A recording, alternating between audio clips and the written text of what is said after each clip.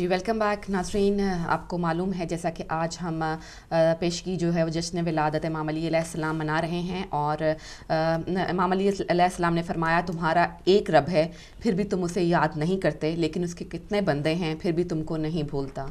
सुभान अल्लाह। अगर आप इसकी गहराई में जाकर देखें तो कितनी आपको वुसअत और हिकमत तो ज़ाहिर है, वो तो उनकी एक खूबी थी और जो कि बहुत ही वाज़ेह है। और आज हम उनकी शख्सियत पर भी बात करेंगे और आपको टॉपिक भी थोड़ी देर के बाद बताएंगे, लेकिन उससे पहले हम चलते हैं अली भाई की तरफ। तो नाज़रीन, इस वक्त प्रोग्राम में टाइम हुआ है नमाज की टाइमिंग अपडेट कराने का, तो नमाज की टाइमिंग अपडेट कर लीजिए। आज ज़ोहरैन होगी 12:58 12:58 पर, और मगरिबैन होगी 8:49 पे 8:39, और फजर होगी कल इंशाल्लाह 3:42 पे 3:42 के ऊपर। उम्मीद है कि आपने नमाज की टाइमिंग नोट फरमा ली होंगी। नमाज की टाइमिंग के बाद आज चूँकि हमने प्रोग्राम के शुरू में ही कहा कि आज 12 रजब है और आमद है अमीरुल मोमिनीन अरवाहन अल-फिदा की, तो 13 रजब के हवाले से हमने एक क्लिप रेडी किया है। अभी थोड़ी देर में वो हमारी स्क्रीन के ऊपर जो है वो चल जाएगा। तो उसके अंदर जो है वो जामे मालूमात हैं 13 रजब के हवाले से। उम्मीद है कि आपको पसंद आएगा।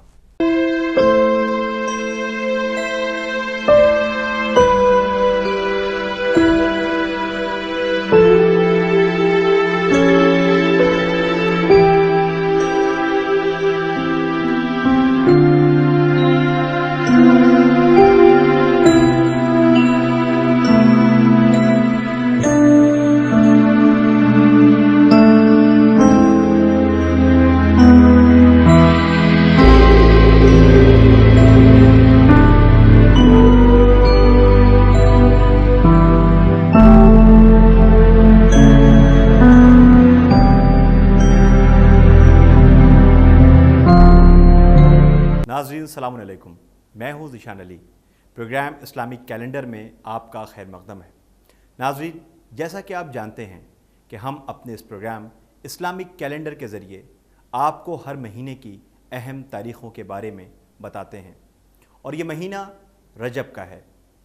13 तारीख़ रजबुल मुरज्जब यानी 30 आमुल फ़ील ही वो अहम तारीख़ थी जिस तारीख़ को जानशीन पैगम्बर हज़रत अली अलैहिस्सलाम की विलादत हुई थी। तो नाज़रीन, इस बड़ी खुशी के मौके पर हम पूरी टीम की तरफ से आप सबको तहे दिल से मुबारकबाद पेश करते हैं, और इस अहम खुशी के मौके पर अपने आका और मौला हज़रत अली इब्न अबी तालिब अलैहिस्सलाम की सीरत तय्यबा पर कुछ रोशनी डालेंगे। नाज़रीन, रसूलुल्लाह सल्लल्लाहु अलैहि वसल्लम ने ही आपका नाम अली रखा था। आपकी कुन्नियत अबुल हसन, अबुल हुसैन, अबू तुराब है, और आपके अलक़ाब अमीरुल मोमिनीन, सिद्दीक़ अकबर, इमामुल मुत्तक़ीन, यासुबुद्दीन, असदुल्लाह, सैयदुल वसीयीन, क़सीबुन नार वल जन्ना, हैदर करार वग़ैरह हैं। आपके वालिद का नाम जनाब इमरान था। आपकी कुन्नियत अबू तालिब थी। आपकी वालिदा का नाम फ़ातिमा बिनते असद था। हज़रत अमीरुल मोमिनीन अली अलैहिस्सलाम का सिलसिला नसब ननिहाल व दादिहाल दोनों तरफ से जनाब हाशिम तक पहुँचता था। मुस्तदरक इमाम हाकिम जिल्द 3 पेज 483। आप बतारीख़ 13 रजब 30 आमुल फ़ील जुमा के दिन खाने काबा में पैदा हुए। मुअर्रिख़ीन ने आपको खाने काबा में पैदा होने के मुताल्लिक़ कभी कोई इख्तिलाफ़ ज़ाहिर न किया, बल्कि सब ने इत्तेफ़ाक़ किया है कि आपसे पहले न कोई खाने काबा में पैदा हुआ था और न आपके बाद कोई पैदा होगा। फ़ातिमा बिनते असद को जब तकलीफ़ महसूस हुई तो आप खाने काबा के करीब गईं और उसका तवाफ़ करने के बाद दीवार काबा से टेक लगाकर खड़ी हो गईं और बारगाह खुदा की तरफ मुतवज्जे होकर अर्ज़ करने लगीं, खुदाया, मैं मोमिना हूँ, तुझे काबा के बनाने वाले इब्राहीम और उस बच्चे का वास्ता जो मेरे पेट में है, मेरी मुश्किल दूर कर दे। अभी दुआ के जुमले ख़त्म न होने पाए थे कि काबे की दीवार ने अपना मुँह खोल दिया और दर की सूरत पैदा हो गई, और फ़ातिमा बिनते असद इत्मीनान के साथ काबे में दाखिल हो गईं। फ़ातिमा बिनते असद के अंदर जाने के बाद काबे की दीवार फिर जुड़ गई। हज़रत अली अलैहिस्सलाम की विलादत काबे के अंदर हुई। अली अलैहिस्सलाम इस दुनिया में तो आ गए, लेकिन उन्होंने आँख नहीं खोली। 3 दिन तक फ़ातिमा बिनते असद बच्चे को लिए खाने काबा के अंदर रहीं। जब तीसरे दिन हुजूर सरवर कायनात तशरीफ़ लाए और आपने उन्हें अपनी गोद में लिया तो हज़रत अली अलैहिस्सलाम ने आंखें खोल दी और इस तरह पहली नज़र जमाल रिसालत पर पड़ी। सलाम करके आसमानी किताबों की तिलावत शुरू कर दी और रसूल इस्लाम सल्लल्लाहु अलैहि वसल्लम ने अपनी ज़बान अली के दहन में दे दी। ज़बान रिसालत से दहन इमामत में 12 चश्मे जारी हो गए और अली अलैहिस्सलाम अच्छी तरह सैराब हो गए। इसलिए इस दिन को यौम तरविया कहते हैं, क्योंकि तरविया के मानी सैराबी के हैं। कशफुल गुम्मा पेज 136। आप पाको पाकीज़ा तय्यब व ताहिर पैदा हुए, आपकी पेशानी कभी किसी बुत के सामने नहीं झुकी, इसलिए आपके नाम के साथ करमल्ला वजह भी लिखा जाता है। Nurul Afsar page 76, सवाइक़ मुहर्रिक़ा page 72। नाज़रीन, हज़रत अली अलैहिस्सलाम के अंदर वो तमाम अच्छाइयाँ पाई जाती थीं जो हुजूर सल्लल्लाहु अलैहि वसल्लम में पाई जाती थीं। रसूल खुदा सल्लल्लाहु अलैहि वसल्लम की तरह आप भी यतीमों फ़कीरों में बैठकर खुशी महसूस करते थे। मोमिनों में अपने को फ़कीर और दुश्मनों में अपने को जाबाज इस्लाम के सिपाही की हैसियत से पेश करते। मेहमानों की खिदमत खुद किया करते थे, अच्छे कामों में पहल करते थे, इस्लाम के ख़िलाफ़ किसी भी जंग में दौड़कर शामिल होते थे, हर मदद चाहने वालों की मदद फरमाते थे। जंग में आपकी आँखें खून के मानींद होती थीं, इबादत में ऐसा खो जाते थे कि अल्लाह के अलावा कुछ नहीं याद रहता था। एक मर्तबा आपके पैर में तीर लग गया था जिससे आपको बड़ी तकलीफ़ हो रही थी। रसूल खुदा सल्लल्लाहु अलैहि वसल्लम ने असहाब से फरमाया कि जब अली हालत नमाज में हो उस वक्त तीर निकाल लेना, क्योंकि नमाज में अली इतना महव हो जाते हैं कि उन्हें तकलीफ़ का एहसास भी नहीं होता। चुनांचे ऐसा ही हुआ, हालत नमाज में तीर निकाल लिया गया और आपको पता भी न चला।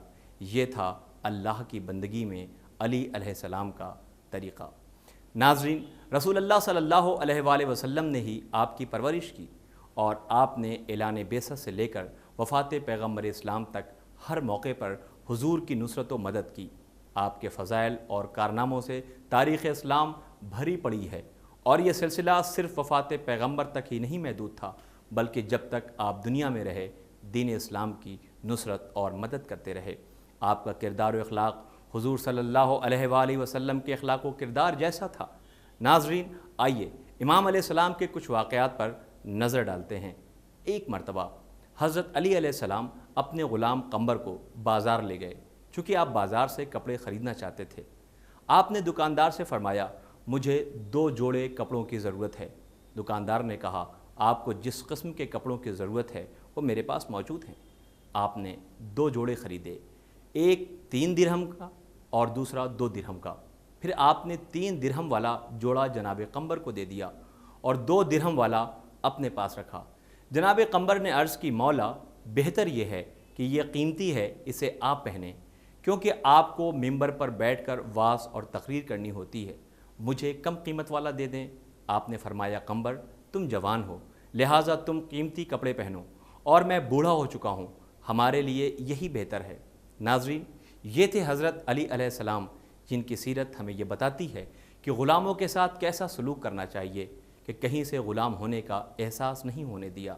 आपने जनाब कंबर को बेहतर लिबास ये कहकर दे दिया कि तुम जवान हो, ये तुम पर ज़्यादा अच्छा लगेगा, और मैं बूढ़ा हो चुका हूँ, मेरे लिए यही बेहतर है। इसी बात की तरफ इशारा करते हुए आपने अपने बेटे हज़रत इमाम हसन अलैहिस्सलाम को वसीयत की कि ए फ़र्ज़ंद, अपने और दूसरे के दरमियान हर मामले में अपनी ज़ात को तराजू करार दो। जो अपने लिए पसंद करते हो वही दूसरों के लिए पसंद करो, और जो अपने लिए पसंद नहीं करते उसे दूसरों के लिए भी पसंद न करो। जिस तरह ये चाहते हो कि तुम पर ज़्यादती ना हो, इसी तरह दूसरों पर भी ज़्यादती न करो। जिस तरह तुम ये चाहते हो कि तुम्हारे साथ अच्छा सलूक हो, इसी तरह तुम दूसरों के साथ भी अच्छे सलूक किया करो। दूसरों की जिस बुराई को नापसंद करते हो उसे अपने लिए भी बुरा समझो, और जिस रवैये को अपने लिए अच्छा समझते हो उसको दूसरों के लिए भी अच्छा समझो, और जो बात नहीं जानते उसके बारे में ज़बान न खोलो। दूसरों के लिए वो बात न कहो जो अपने लिए सुनना गवारा नहीं करते। नाज़रीन, ये वसीयत असल में हमारे लिए है, جس میں حضرت امام حسن علیہ السلام کو مخاطب کر کے ہمیں نصیحت کر رہے ہیں اور ہمیں زندگی گزارنے کا طریقہ سمجھا رہے ہیں۔ حضرت علی علیہ السلام جیسا عادل آج تک دنیا نے نہیں دیکھا۔ آپ عدل کے لیے اتنے حساس تھے کہ اپنے قاتل کے لیے بھی بے انصافی کو پسند نہیں فرمایا۔ جب آپ کو ضربت لگانے والا عبد الرحمن ابن ملجم کو آپ کی خدمت میں پیش کیا گیا اور کہا گیا کہ یہ شخص لوگوں میں کہتا پھرتا ہے کہ میں علی کو قتل کروں گا، لہٰذا آپ اسے سخت سزا دیں، مولا نے فرمایا مجرم کو جرم سے پہلے سزا کیسے دے سکتا ہوں، اس لیے کہ ابھی اس نے جرم نہیں کیا ہے، اور جب تک یہ جرم نہیں کرتا اس کو سزا دینا عدل کے خلاف ہے۔ تو یہ ہے عدل، جس کی وضاحت مولا نے کر دی کہ عدل کسے کہتے ہیں، اور یہی وہ اخلاق و کردار تھا جس کا قصیدہ آج ساری دنیا پڑھ رہی ہے کہ علی جیسا عادل ڈھونڈنے پر بھی نہیں ملے گا۔ بہار الانوار جلد 5 پیج 126۔ ناظرین، امام علیہ السلام ہر ایک کی مدد کرتے تھے، چاہے وہ غریب و مسکین ہو یا کوئی اور، لیکن آپ کی کوشش ہمیشہ یہی رہی کہ کوئی بھی بھوکا نہ سوئے، اس لیے آپ رات کے وقت اپنی پیٹھ پر روٹیوں کا گٹھر لے کر گھر سے جاتے اور بھوکوں کو روٹیاں تقسیم کرتے وقت اپنے چہرے پر نقاب ڈالتے رہتے تھے جس سے کوئی آپ کو پہچان نہ سکے۔ اس طرح آپ کی زندگی بھر یہی کوشش رہی کہ کوئی بھی شخص بھوکا نہ سونے پائے۔ ایک دن کا واقعہ ہے، امام علیہ السلام گھر سے باہر کسی کام سے جا رہے تھے کہ آپ نے دیکھا کہ ایک غریب عورت کے بچے بھوک کی وجہ سے رو رہے ہیں، اور عورت نے بچوں کو بہلانے کے لیے ایک برتن کو چولہے پر رکھ کر اس کے نیچے آگ جلا دی تاکہ بچے یہ سمجھیں کہ ان کی ماں ان کے لیے کچھ پکا رہی ہے، جبکہ اس برتن میں پانی کے علاوہ کچھ بھی نہیں تھا۔ حضرت علی علیہ السلام نے یہ درد بھرا منظر دیکھا، فوراً گھر تشریف لائے، کچھ چاول، آٹا اور گھی لیا اور اس کو دینے کے لیے گھر سے نکلے تو قمبر نے عرض کیا مولا یہ وزن میں اٹھا لوں گا، مجھے دے دیجئے۔ حضرت علی علیہ السلام نے فرمایا نہیں، یہ ذمہ داری میری ہے، اور اپنے کندھے پر وہ سامان رکھ کر اس عورت کے پاس پہنچے۔ آپ نے وہ سامان اس عورت کے حوالے کر دیا۔ اس عورت نے فوراً کھانا تیار کیا اور بچوں کو بیدار کر کے انہیں کھانا کھلایا۔ جب بچے کھانا کھا چکے تو علی علیہ السلام نے ان بچوں کے ساتھ کھیلنا شروع کیا، یہاں تک کہ بچے خوب ہنسے۔ اس کے بعد آپ واپس آ گئے۔ قمبر نے عرض کیا مولا آپ نے سامان کی جو بوری خود اٹھائی تو میں سمجھ سکتا ہوں، لیکن آپ بچوں کے ساتھ کھیلتے رہے اور انہیں ہنساتے رہے، آخر اس کا مقصد کیا تھا؟ آپ نے فرمایا قمبر میں نے بچوں کی 2 حالتیں دیکھی تھیں، انہیں بھوکا دیکھا تھا اور انہیں روتا ہوا دیکھا تھا۔ کھانے کے ذریعے سے ان کی بھوک دور ہوئی، چونکہ انہیں روتا ہوا دیکھ چکا تھا اس لیے میں نے چاہا کہ انہیں ہنستا ہوا بھی دیکھ لوں۔ شجرہ توبہ جلد 2 پیج 222۔ ناظرین، یہ تھا امام علیہ السلام کا کردار کہ جس کی روشنی میں چل کر انسان اپنے کو جنت تک پہنچا سکتا ہے، اور یہ واقعات خود ہمیں درس دے رہے ہیں کہ ہم کو اپنی روزمرہ کی زندگی کس طرح سے گزارنی ہے۔ ناظرین، حضرت علی علیہ السلام کا اخلاق و کردار صرف اپنے چاہنے والوں کے لیے ہی نہیں تھا، بلکہ ہر انسان کے ساتھ اچھے اخلاق کا مظاہرہ کرتے تھے، اور یہی وجہ تھی کہ بہت سے لوگ ان کے اخلاق و کردار کو دیکھ کر اسلام قبول کر لیتے تھے، اور آج بھی بہت سے لوگ ان کے واقعات کو پڑھ کر اسلام قبول کر رہے ہیں۔ ناظرین، ایک بار کا واقعہ ہے کہ امام علی علیہ السلام کوفے جا رہے تھے۔ راستے میں ایک شخص ان کے ساتھ سفر طے کرنے لگا، چونکہ اسے بصرہ جانا تھا، اس لیے اس شخص نے دوسرا راستہ اختیار کر لیا۔ حضرت علی علیہ السلام بھی اس کے ساتھ اسی راستے پر چل پڑے۔ اس نے تعجب سے کہا آپ تو کوفہ جا رہے تھے، آپ اس راستے پر کیوں سفر کر رہے ہیں جبکہ یہ راستہ کوفے نہیں جاتا ہے؟ حضرت علی علیہ السلام نے فرمایا میں جانتا ہوں کہ یہ راستہ کوفے نہیں جاتا، لیکن تم کچھ دیر تک میرے ہم سفر رہے ہو، اور ہمیں پیغمبر اسلام صلی اللہ علیہ وآلہ وسلم نے نصیحت کی ہے کہ سفر کے ساتھی کو کچھ دور تک پہنچانا چاہیے، اس لیے میں تمہارے ساتھ تھوڑی دور تک چل رہا ہوں۔ اس نے کہا کہ اسلام نے واقعی بلند اخلاق کی تعلیم دی ہے۔ اسلام کی اس بہترین تعلیم سے وہ شخص بہت متاثر ہوا، پھر اس نے اپنا راستہ چھوڑ کر کوفے کا راستہ اختیار کر لیا۔ جیسے ہی وہ کوفہ پہنچا تو اسے علم ہوا کہ اس کے ساتھ ساتھ سفر کرنے والا کوئی عام انسان نہیں ہے، بلکہ خلیفہ وقت اور جانشین رسول ہے۔ اس نے کفر سے توبہ کی اور آپ کے ہاتھ پر بیعت کر کے اسلام قبول کر لیا۔ بہار الانوار جلد 16 پیج 44۔ ناظرین، یہ تو تھے حضرت علی علیہ السلام سے متعلق کچھ واقعات۔ آئیے اب آپ کی خدمت میں حضرت علی علیہ السلام کے چند اقوال پیش کرتے ہیں۔ آپ نے فرمایا، لوگوں کے ساتھ اس طرح گھل مل کر رہو کہ جب تم زندہ رہو تو لوگ تم سے ملنے کی تمنا کرتے رہیں، اور جب مر جاؤ تو لوگ تمہیں اچھائی سے یاد کریں۔ آپ نے فرمایا، عمل کیے بغیر لوگوں کو عمل کی طرف بلانا ایسا ہی ہے جیسے بغیر چلے کے کمان سے تیر چلانا۔ آپ فرماتے ہیں کہ جنت عمل سے حاصل ہوتی ہے، امید سے نہیں۔ دنیا کے بارے میں آپ فرماتے ہیں کہ دنیا سانپ جیسی ہے جو چھونے میں تو نرم و ملائم ہوتی ہے مگر اس کے اندر زہر ہلاہل ہے۔ بے خبر و جاہل اس کا خواہش مند ہوتا ہے مگر عقل مند اس سے ڈرتا ہے۔ آپ کہتے ہیں کہ ہر شخص کی قدر و قیمت ان اچھائیوں سے ہوتی ہے جن کو وہ کرتا ہے۔ آپ فرماتے ہیں کہ جس طرح بیٹے کا باپ پر حق ہے اسی طرح باپ کا بیٹے پر حق ہے۔ باپ کا حق بیٹے پر یہ ہے کہ نافرمانی خدا کے علاوہ ہر چیز میں بیٹے باپ کی اطاعت کریں، اور بیٹے کا حق باپ پر یہ ہے کہ بیٹے کا اچھا نام رکھے اور اس کی اچھی تربیت کرے اور اس کو قرآن کی تعلیم دے۔ آپ فرماتے ہیں کہ یہ نہ دیکھو کہ کون کہہ رہا ہے، یہ دیکھو کہ کیا کہہ رہا ہے۔ آپ نے فرمایا، خبردار دوسروں کے غلام نہ بنو جبکہ خدا نے تم کو آزاد پیدا کیا ہے۔ آپ فرماتے ہیں کہ جس نے اپنے آپ کو پہچانا اس نے خدا کو پہچان لیا۔ آپ یہ بھی ارشاد فرماتے ہیں کہ غیرت مند آدمی کبھی زنا نہیں کرتا۔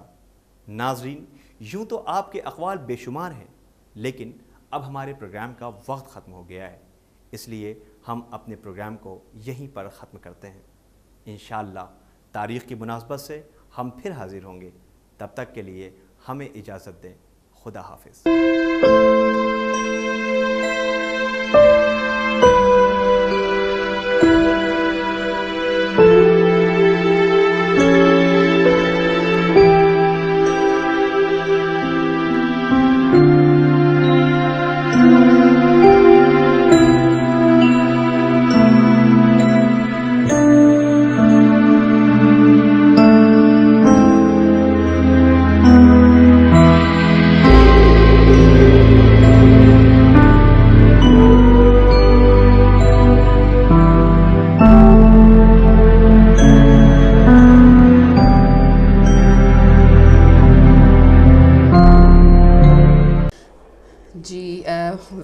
آپ نے دیکھی ابھی جو آپ کے سامنے ہم نے ایک ویڈیو چھوٹی سی جو ہے وہ آپ کے لیے تیار کی اور آپ کے سامنے پیش کی۔ حضرت علی علیہ السلام کی زندگی کے بارے میں آپ کو ایک مختصراً جو جائزہ تھا وہ پیش کیا، اور مزید جو آگے پروگرام کے بڑھنے کے لیے ہم علی بھائی کی طرف چلتے ہیں۔ Thank you sir. ناظرین، آپ نے امید ہے کہ یہ شارٹ کلپ دیکھا ہوگا اور اس کے اندر جتنی بھی ہم اس ٹائم کے اندر معلومات اکٹھی کر سکتے تھے وہ ہم نے آپ کی خدمت میں پیش کی، کیونکہ مولا علیہ السلام کی شخصیت ایک عہد ساز شخصیت ہے۔ اس پر صدیاں گزر چکی ہیں باتیں ہوتے ہوتے، مگر یہ شخصیت ایسی ہے کہ اس کے اوپر جتنی گفتگو نہ کی جائے وہ کم ہے۔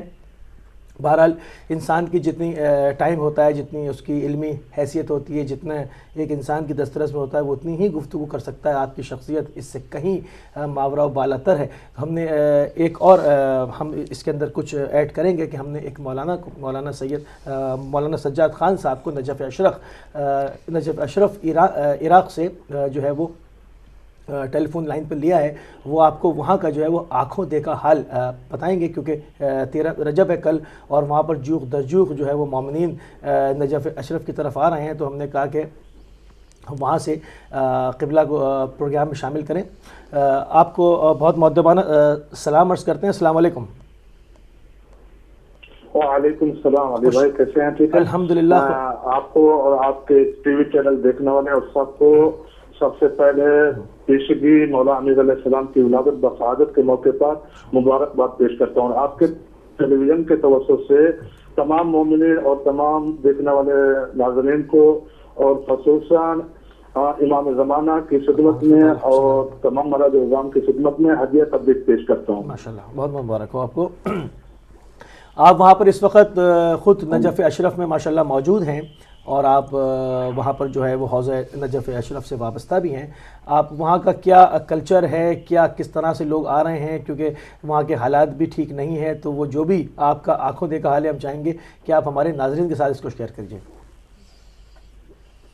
ہاں علی بھائی، بات یہ ہے کہ جہاں تک اگر حالات کی بات ہو، حالات چاہے بم بلاک ہوں یا ڈیلی 100-150 آدمی حاشد شادی کے نام سے، جیسے آیت اللہ صلاح سیستانی نے فتویٰ دیا تھا اور لوگوں نے جہاد کے لیے اٹھ کھڑے ہوئے تھے، روزانہ جنازے آ رہے ہیں، اور یہ چیزیں اس قوم پر، شیعہ قوم پر جنازے، قتل و غارات، دھمکیاں، یہ سب چیزیں، تحدید، یہ ان کے مذہبی تہوار کو کبھی نہ روکی ہے اور نہ سے روک سکیں گے۔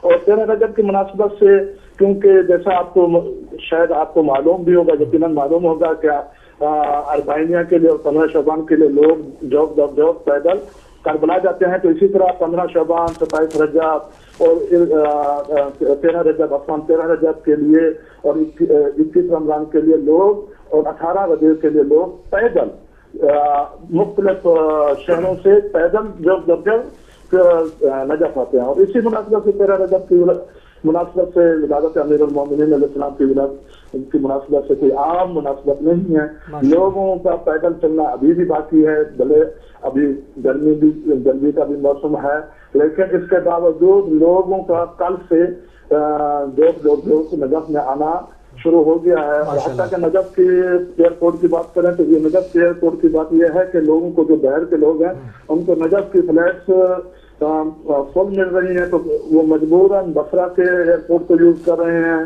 اور اس کے ساتھ بغداد کو، یعنی کل میں ہمارا رابطہ ڈراپ ہو گیا، ہم دوبارہ ٹرائی کریں گے کہ آپ فرما رہے تھے کہ نجف ایئرپورٹ جو ہے وہ اتنا بزی ہے کہ وہاں سے جو ہے وہ فلائٹس نہیں مل رہی ہیں، وہ اور لوگ بصرے کا جو ایئرپورٹ ہے اس کو یوز کر رہے ہیں۔ ہم کوشش کریں گے کہ 1-2 منٹ اور بات ہو جائے، تو چونکہ وہ آپ کو آنکھوں دیکھا حال نجف اشرف کا بتا رہے تھے ہمارے مومنین کے ساتھ، تمام ہمارے ویورز کے ساتھ اس کو شیئر کر رہے تھے، ہم کوشش کریں گے ایک مرتبہ ان سے رابطہ پھر بحال ہو جائے۔ جی فرمائیے۔ دوسری بات یہ ہے کہ یہاں کے حوالے سے مولا کے امیر علیہ السلام کے حرم کو بڑی خوبصورتی سے سجایا گیا ہے، اور پاک و ہند اور عرب عجم کے دنیا کی زائرین کی بہت کثیر تعداد یہاں موجود ہے، اور سبیل، کھانا پینا اور خوشی کا ایک سماں ہے۔ اور مجھے نہیں لگتا کہ شام کو ہم جب حرم دوبارہ جائیں گے تو ہمیں عباس ثانی حرم کی ذریعے سننے کو مل جائے گی، اتنی کثیر تعداد میں زائرین ماشاءاللہ پہنچ چکے ہیں، اور جو پیدل ہیں شام تک پہنچ جائیں گے، کیونکہ یہ رات کی نسبت ہوتی ہے، مناسبت ہوتی ہے، اس وجہ سے یہ دنیا جو ہے زیادہ رات کو پہنچتی ہے۔ بہت شکریہ، آپ شامل ہوئے نجف اشرف عراق۔ جی فرمائیے۔ اور آپ کے پاکستان اور ہندوستان کے جو بزرگ شعراء ہوتے ہیں، وہ رات کو شاید جو میرے کے مطابق رات 10 بجے حرم کے اندر مدرسہ غربیہ میں ایک بہت بڑا پروگرام ہوتا ہے، جو مختلف شعراء اور وہ بھی سب تشریف فرما ہیں۔